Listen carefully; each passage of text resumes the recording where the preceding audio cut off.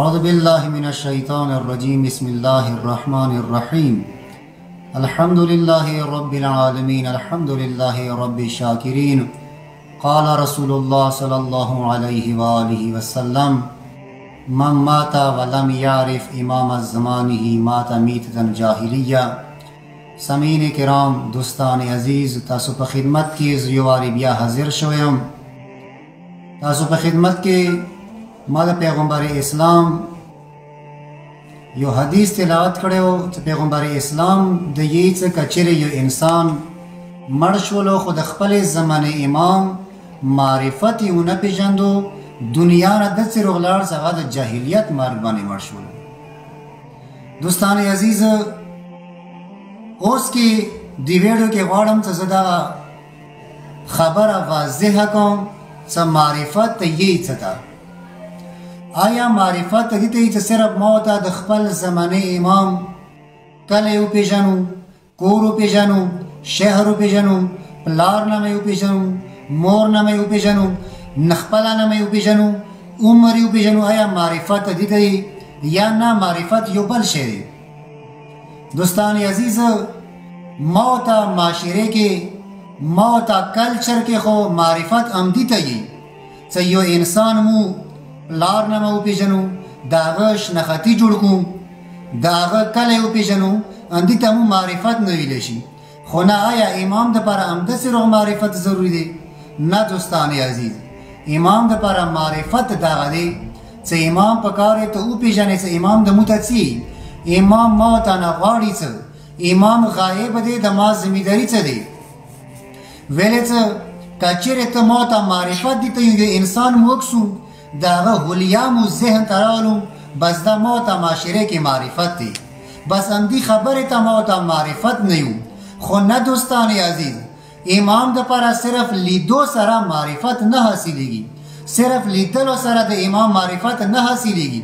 ویلې څه که چېرې لیدلو سره د امام معرفت حاصلېدی شوی، نو ټول نزګیرې نه خو د خپلې زمانې امام بیا هغه شمر لیدلی و، هغه عمر سعد لیدلی و، خو بیا امام سره ټول نه زیات ظلم هغه شمر عمر سعد کوي. ویلې کې څه وجه دی؟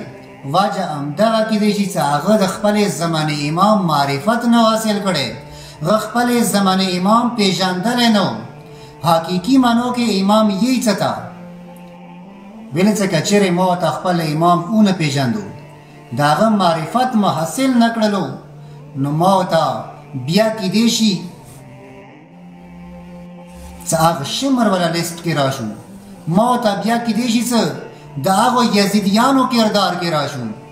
دی وجې نه زه یوه خبره بار بار مختلفو محفلونو کې کوم چې ما ته خو ناره لګوم چې یزیدیت مردباد، حسینیت زنده‌باد.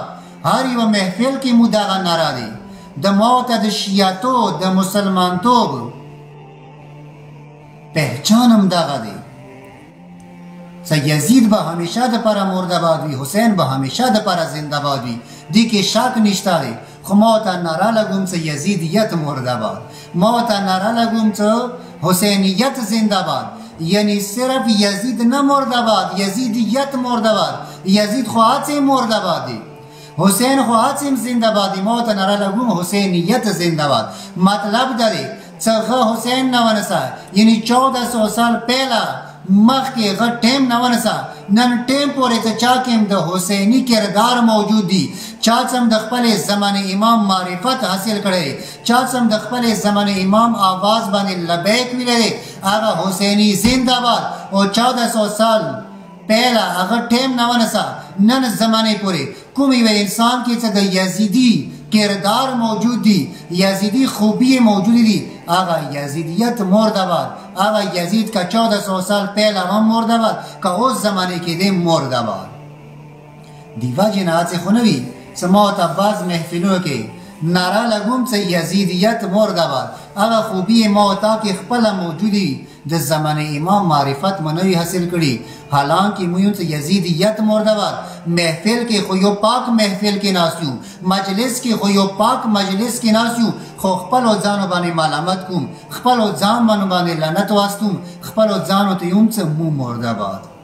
بس دوستان عزیز، ما ته پکار دی څه د خپلې زمانې امام معرفت حاصل کوم، خپلې زمانې امام وپېژنم.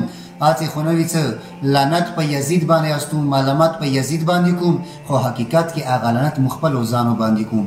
بس دوستان عزیز، پروردگار عالم د موږ ته دې خبرو باندې عمل کونې توفیق عنایت کړي. وصلی الله علی محمد و آل محمد وعجل فرجهم.